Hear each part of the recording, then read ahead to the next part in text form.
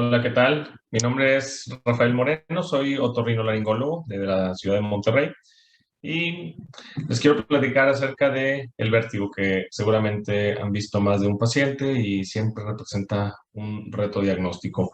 Y lo más típico es que se incluya dentro de una categoría de laberintitis. Entonces, ya prácticamente vértigo se volvió sinónimo de laberintitis, cuando realmente la laberintitis es una patología muy, muy diferente al vértigo postural o al síndrome de Meniere, por ejemplo.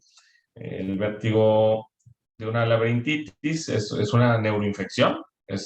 Afortunadamente no son nada frecuentes. Les puedo decir que a lo mejor he visto toda mi vida de otorrinolaringología, a lo mejor dos laberintitis reales, ¿verdad? Entonces, casi todo lo que llaman laberintitis o llamamos laberintitis no es una laberintitis con práctica total seguridad.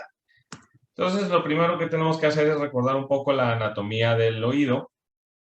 Recordar que en nuestro oído interno, que es esta parte de acá, tenemos una parte coclear que es la que se encarga de la audición y tenemos una parte vestibular que es la que se encarga del equilibrio.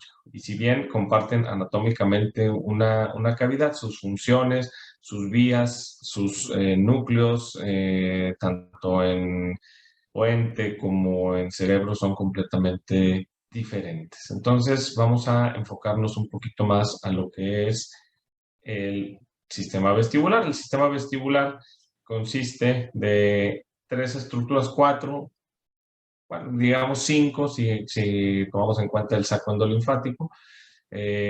Son un cuerpo llamado utrículo que conecta con unos conductos semicirculares, que son tres de cada lado: conducto semicircular anterior, el posterior y el horizontal o vertical. Y muy importantemente, si revisan estos conductos semicirculares, tienen en una de sus terminaciones o en una de sus uniones con el utrículo, tienen una ámpula. Este es el ámpula del conducto semicircular lateral. Estas son las ámpulas del conducto semicircular posterior y del anterior.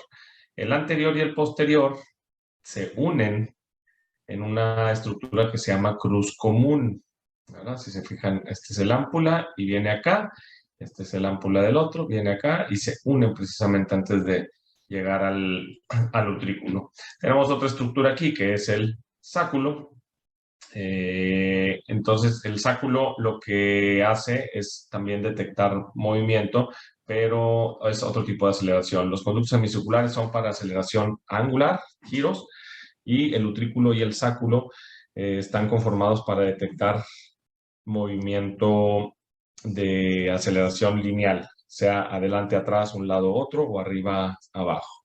Y este conducto endolinfático termina en esta estructura, que es por donde drena o se desecha la endolinfa que se está produciendo acá. Cuando hay algún problema en que nuestro organismo se deshaga de la endolinfa que se está produciendo acá, empieza a aumentar la presión dentro de esas estructuras membranosas y eso produce la enfermedad de Meniere, que se caracteriza por vértigo, hipoacusia y tinnitus.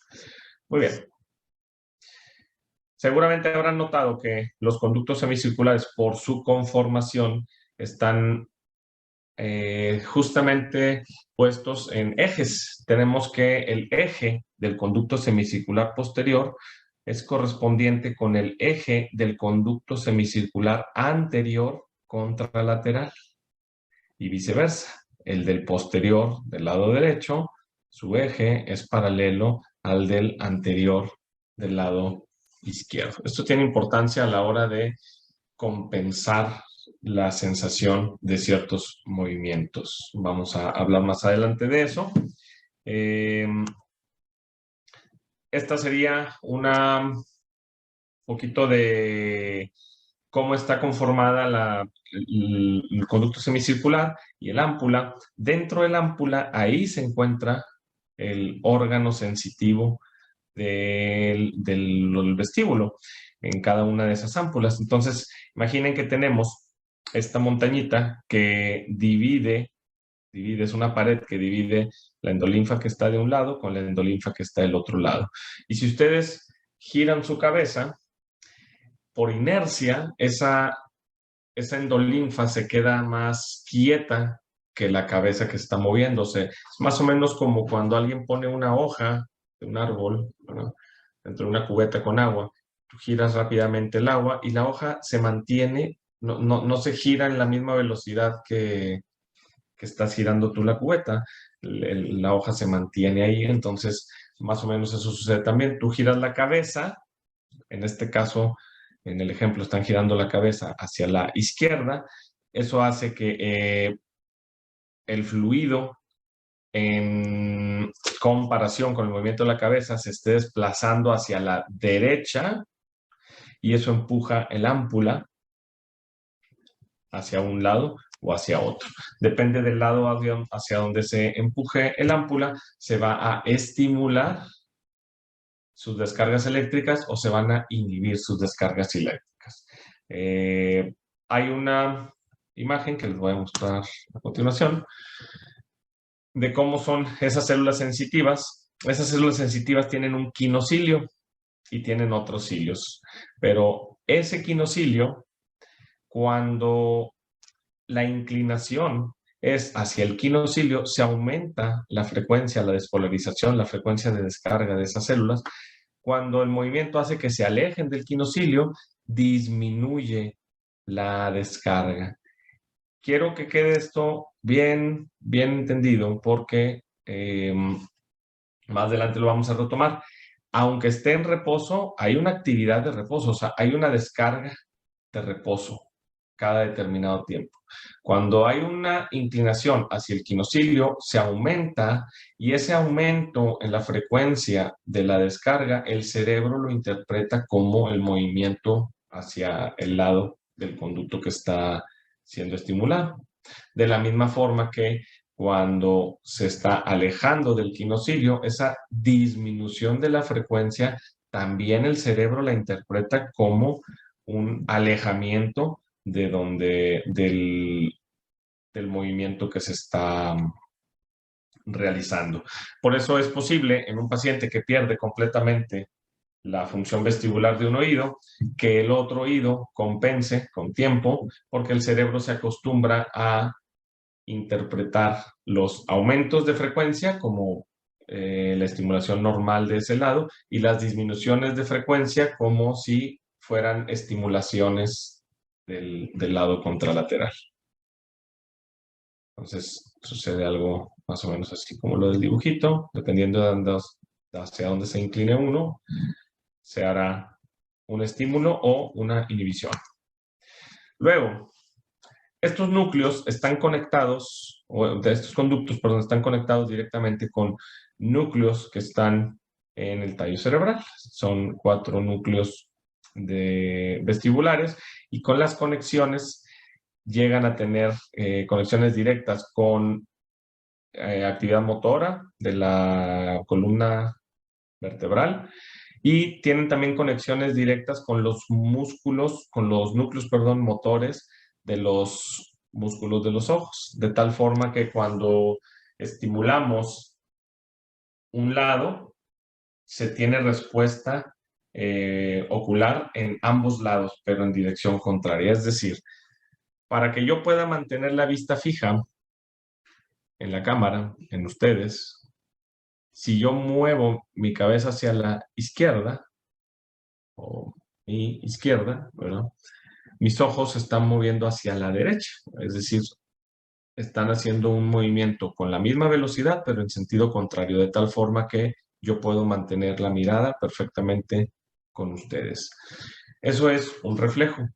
Personas que tienen un daño vestibular y que se pierde este reflejo, las aferencias de ese reflejo, pues no pueden o no lo hacen de forma tan fácil, ¿verdad? Voltean la cabeza así y se van los ojos. Mientras una persona normal, aunque le volteen la cabeza por reflejo, puede mantener la mirada. Entonces, eso también es importante y esto es el principio también fisiológico del nistagmo. Cuando hay un estímulo, un sobreestímulo de los conductos semicirculares, hay una manifestación de ese estímulo en los movimientos de los ojos, que se llama nistagmo.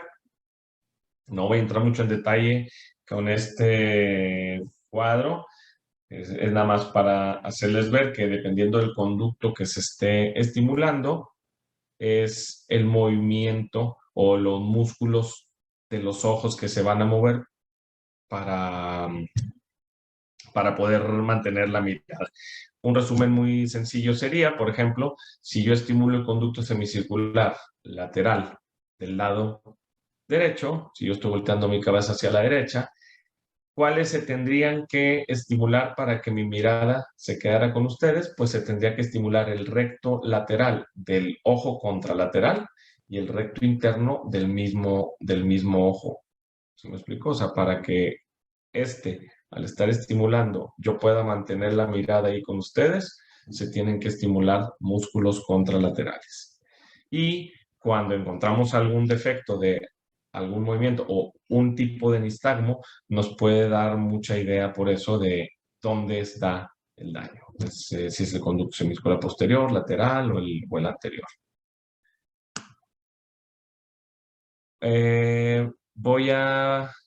No sé si la parte de arriba, a ver, la voy a quitar de aquí, a ver, para que no estorbe así.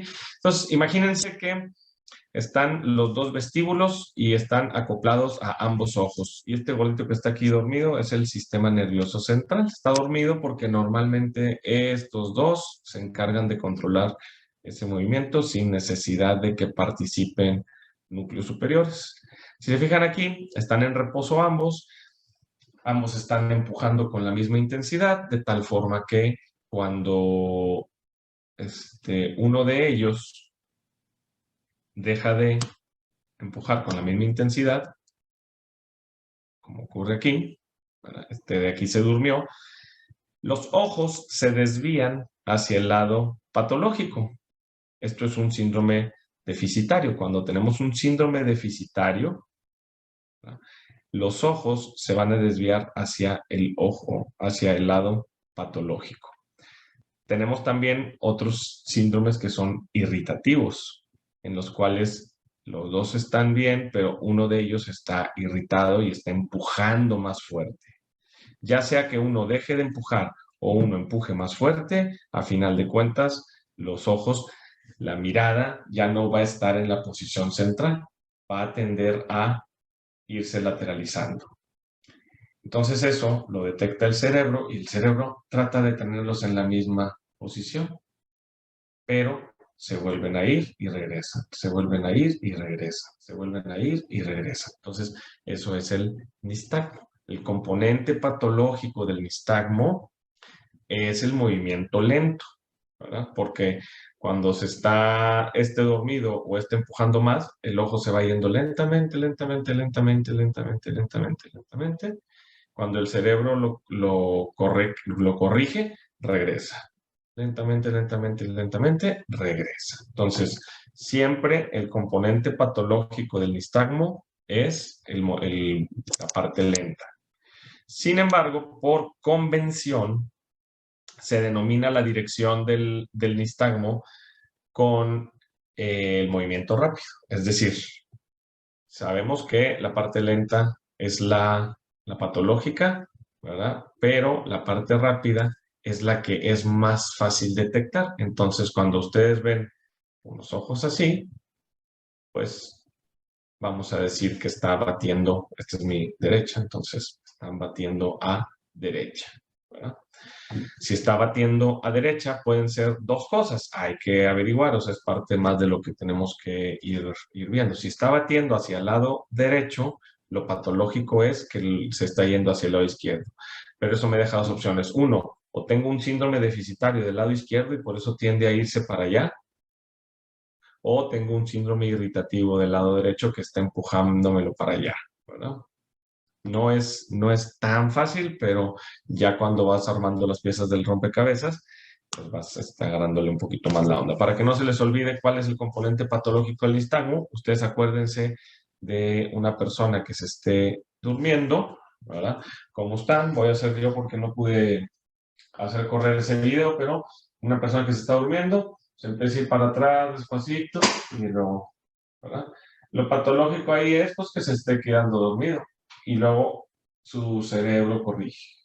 Se está quedando dormido y corrige. Entonces, la parte patológica es el estarse quedando dormido, lo despacito y luego viene la corrección. Existe nistagmo que no es patológico, el nistagmo optoquinético. Tampoco pude correr aquí este video, pero básicamente es un chico que está viendo pasar un tren. Entonces, mientras estás viendo pasar un tren o a cualquiera le ha pasado, vas en la carretera y vas viendo las rayitas blancas, ¿verdad? Si no vas manejando tú, o vas viendo los postes que están al lado de la carretera. Si alguien grabara, ¿verdad? Tu mirada, cómo está mientras estás haciendo eso, van a ver que sus ojos están así, o sea, están, si siguen uno de los postes, cuando ya se pierde, se mueven rápido para ir a buscar el otro. Y entonces están teniendo un nistagmo optoquinético, que es un nistagmo fisiológico normal que todos tenemos y debemos tener. Bueno, siempre es importante para el vértigo preguntar si, primero que sea vértigo, porque a veces vienen a consultar por vértigo y resulta que es náusea, o es otro tipo de síntoma. Entonces, ¿es vértigo? O sea, es una sensación de giro. Luego, la severidad del vértigo, si es incapacitante o no. La duración de los episodios es muy importante. No es lo mismo alguien que llega que te dice que tiene 5 días con vértigo que no se para, a quien te dice que tiene 5 días con episodios de vértigo que duran unos segundos de duración y que están relacionados con ciertos movimientos, que esos serían a lo mejor los agravantes y atenuantes. También es importante saber si hay acompañantes. Obviamente, un vértigo postural paroxístico, por ejemplo, se acompañaría de forma normal de sudoración, náusea, vómito incluso, pero no disminución de la audición, por ejemplo, no manifestaciones neurológicas, no cefalea. Si tú tienes un paciente que pudiera creerse que es un vértigo postural, pero trae cefalea, trae visión borrosa, trae hipoacusia, trae otras cosas, muy poco probable que vaya a ser un vértigo postural paroxístico benigno. Entonces, hay que tener eso en cuenta. Y también este es un cuadrito sobresimplificado. En la realidad no es tan delimitado, pero es más o menos una diferenciación entre cuando decís que es un vértigo periférico o un vértigo central. Por lo general, la intensidad del vértigo periférico es más severa, ¿verdad? Uno pensaría que en el central, pero no, el periférico es más severo, con instauración súbita, mientras el central es gradual. La duración suele ser de segundos a minutos en el caso del periférico y puede ser hasta semanas o meses en el central. Eh, Tiene relación con las posiciones, el periférico, mientras el central no. Es fatigable el periférico. Si tú le haces maniobras a una persona que tiene un vértigo postural y luego le vuelves a hacer la maniobra, probablemente ya no va a presentar o va a estar disminuido la intensidad del vértigo. Los síntomas asociados en los periféricos suelen ser auditivos. Por ejemplo, una enfermedad de Meniere se manifiesta de hipoacusia, tinnitus, ¿verdad? Suelen ser auditivos, mientras que en el caso de los centrales pueden ser neurológicos y visuales. El nistagmo que se asocia suele ser horizontal o torsional en el periférico, mientras en el central puede ser vertical. Y en el periférico se inhibe con la fijación de la mirada, mientras en el central no. De hecho, para hacer la exploración de los pacientes con vértigo, utilizamos unos lentes de Frenzel para desacomodar más bien la fijación de la mirada y que no nos inhiba el vértigo, que parezca que no tiene nistagmo cuando en realidad lo está cancelando porque está fijando la mirada en un punto. Vamos a hablar bien brevemente del vértigo postural paroxístico benigno, algunas generalidades, porque es el más común, es seguramente el 90% de lo que van a ver en la calle cuando les llegue alguien mareado, es eso. Entonces, aquí dice 20 a 40%, recordemos que estas son estadísticas de otros países, realmente en la práctica diaria, o no, hablo de otorrino, ¿verdad? Es un 90% de las veces. si se fijan aquí, en el sistema vestibular tenemos unas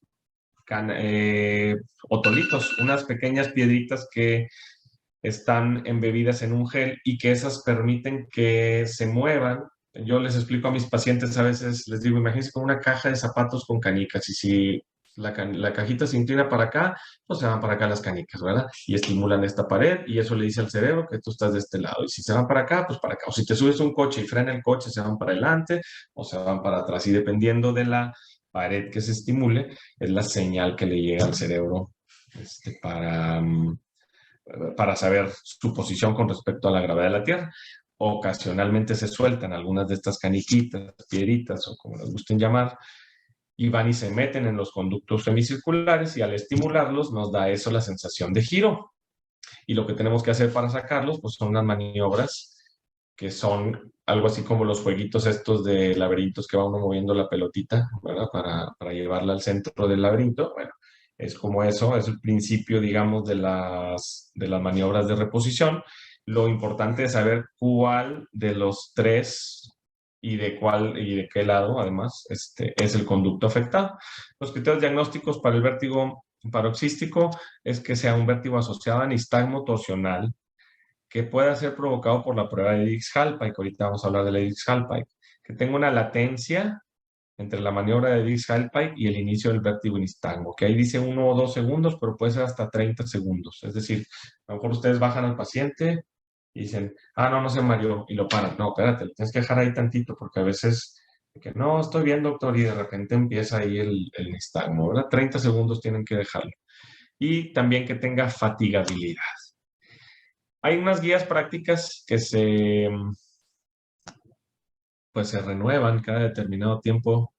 Estas últimas fueron renovadas en 2017, son las más actuales, y nos dan algunos, pues sí, guías de cómo manejar. Quiero mover esto porque no sé si a ustedes les aparece en la pantalla lo de abajo, espero que no, para que tengan acceso a todo el cuadro. Pero bueno, básicamente tú tienes un paciente que tiene un probable vértigo postural paroxístico benigno. ¿Por qué hablamos de un probable? Porque te dice que se marea, porque te dice que se marea cuando se da vueltas. Si estoy acostado en la cama, me volteo y me da vueltas todo. No le duele la cabeza, no tiene otra manifestación auditiva ni nada. Simplemente trae vértigo, sí se ve bien mal, pero es puro vértigo. Bueno, si tú piensas que sí cae dentro de la clasificación de lo que pudiera ser vértigo postural, bueno, pues vas a realizar la maniobra de Dix-Hallpike. Si con la maniobra de Dix-Hallpike encuentras un nistagmo torsional, ahí y aquí vamos a irnos al cuadrito de sí, no es necesario pedirle estudio de imagen. Es bien común que, pídele su resonancia. No es necesario. No es necesario pedirle pruebas vestibulares. No es necesario darle medicamentos, control, CERC, etcétera. Nada de eso, que también pasa mucho. Eso, que llegan a urgencias, inmediatamente entre que son peras o manzanas, pásale un control. Y luego ya llega el otorrino o el neuro, el que le va a explorar lo del vértigo, y ya no está tan responsivo el paciente o su vértigo o su nistagmo, y eso puede ocultar un poquito el diagnóstico. Educar al paciente acerca de seguridad, de qué cosas tiene que evitar, etcétera. Y luego, si hay contraindicación para realizar las maniobras de reposición o el paciente se niega para que se hagan, bueno, pues se va a ofrecer observación, ¿verdad? O sea, nomás estarlo viendo. Pero si no hay ninguna contraindicación y el paciente no tiene problema con que le hagamos maniobras de reposición, pues vamos a hacer las maniobras de reposición, especialmente la de Epley, que es la que mayormente hago. Otra cosa que importante es, ya en las guías hay fuerte recomendación que no se prescriba limitaciones o restricciones de movimiento después de las maniobras. Es muy típico y todavía es una costumbre bastante arraigada que les hacen las maniobras y luego los traen con collarín por 10 días. No es necesario hacer eso, absolutamente. Eso ya está no solo no recomendado, hay evidencia en contra de eso. Entonces, eso no se debe de hacer. Si no se resuelve el vértigo con esto, se pudiera pensar en que estuviera afectado otro conducto semicircular. Esto que platicamos es del posterior, que es el que mayormente, el 80% de las veces es el que se afecta, ¿verdad? Pero bueno, también se afecta el lateral y muy rara vez el anterior. Entonces, esto es lo que les mencionaba, recomendaciones fuertes, que el diagnóstico se haga con Dix-Hallpike y fuertemente en contra de estudios de imagen y medicamentos y de restricciones de movimiento. Entonces, este es un esquemita de la prueba de Dix-Hallpike. Se pone al paciente sentado, se baja, se gira la cabeza a 45 grados y se baja quedando colgada por fuera de la camilla. Si se fijan, miren, aquí está dibujaditas las partículas como están en el conducto semicircular. Cuando baja, estas migran, si se fijan aquí estaban cerca del ámpula, está aquí ya cambió la posición, este es el ámpula, aquí es donde estaban, miren cómo migraron hacia acá. Con los siguientes movimientos los vamos a ir haciendo que migre de regreso hasta el utrículo. Entonces tienen ahí su justificación esas pruebas de Dix-Hallpike. Lo mismo, pero con unos amigos, colegas otorrinos. Y la maniobra de Epley es una maniobra de reposición en la cual vamos a llevar, si fijan aquí en el Dix-Hallpike, cómo se mudó el otolito para acá. Después con el siguiente movimiento del Epley, migra un poquito más.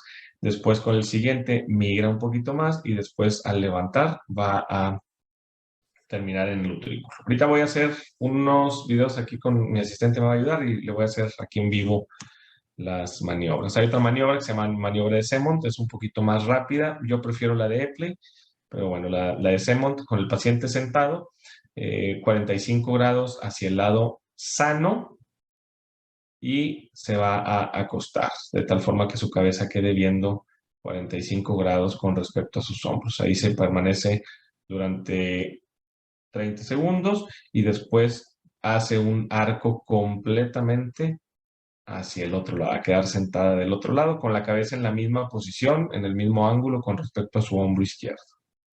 Esa se llama maniobra de Semont. También es el mismo principio, como ven aquí, es migrar las piedritas hacia el utrículo. La mayoría de las veces con esa tienen.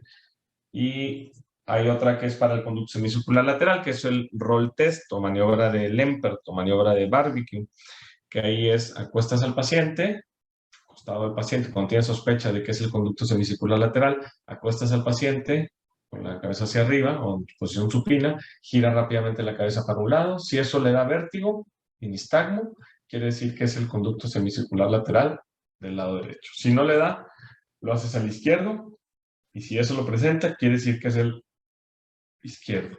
Una vez que detectaste cuál es el conducto semicircular que está afectado, lo único que vas a hacer es empezar a darle vueltas de 90 grados cada 30 segundos. Es decir, empiezas de este lado, si detectaste que es este, luego lo dejas así en supino, luego lo dejas de este lado, luego le pides que se acueste de lado o que trate de ponerse boca abajo para girar la cabeza, o sea, le vas a dar toda la vuelta a la cabeza. Entonces, eso es en cuanto a la teoría. Si me dan un par de minutitos más, me gustaría que hagamos esto. Espero les sirva una demostración de cómo hacer las maniobras. Marinita.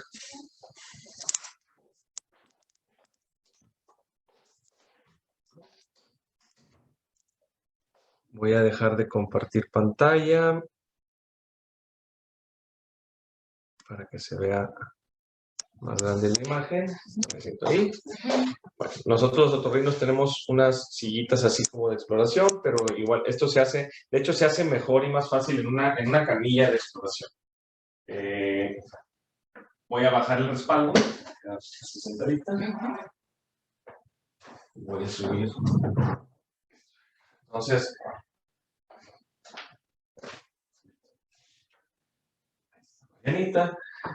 vamos a hacer primero el Dix-Hallpike. El Dix-Hallpike dijimos que es 45 grados, o sea, el frente es 0, el hombro es 90, entonces una posición entre su frente y su hombro. 45 grados de ladito y unos 20 grados para atrás. Y así nos vamos a ir hacia atrás, completamente hacia atrás.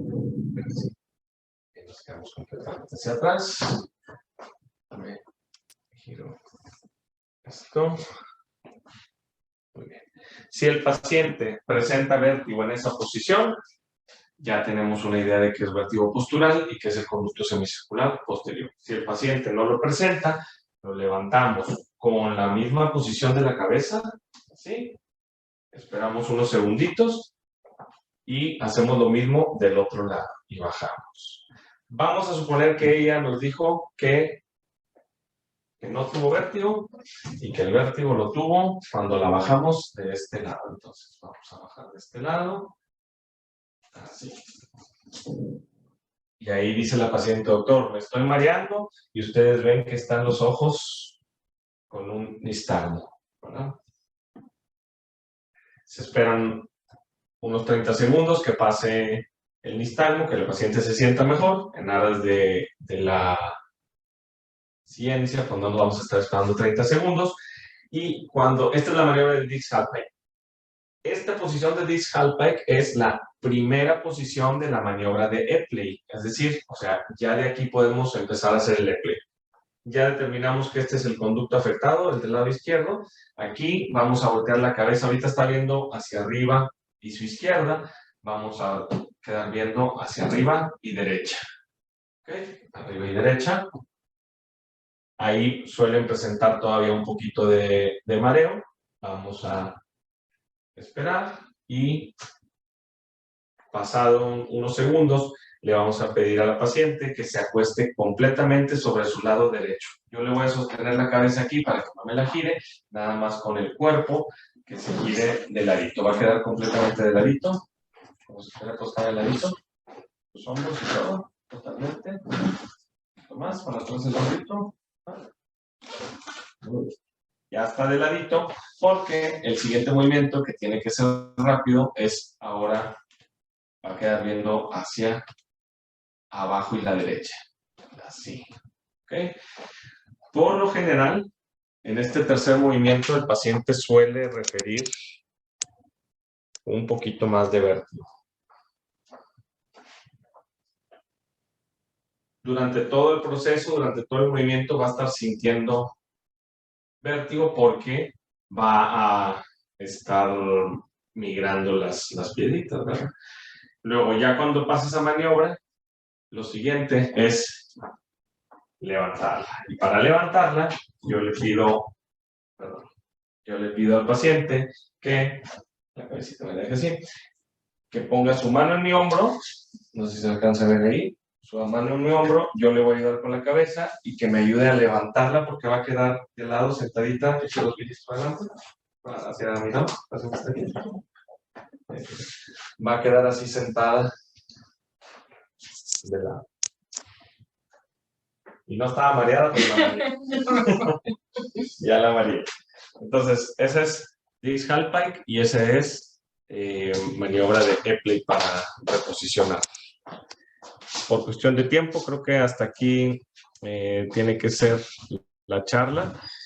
Quedo a sus órdenes de todos modos para cualquier duda, cualquier pregunta, con toda confianza me pueden contactar, ya sea por WhatsApp, les dejo mi número con los organizadores o por correo electrónico o en mis redes, me pueden encontrar también y con mucho gusto, si hay alguna duda, la respondemos. Muchísimas gracias.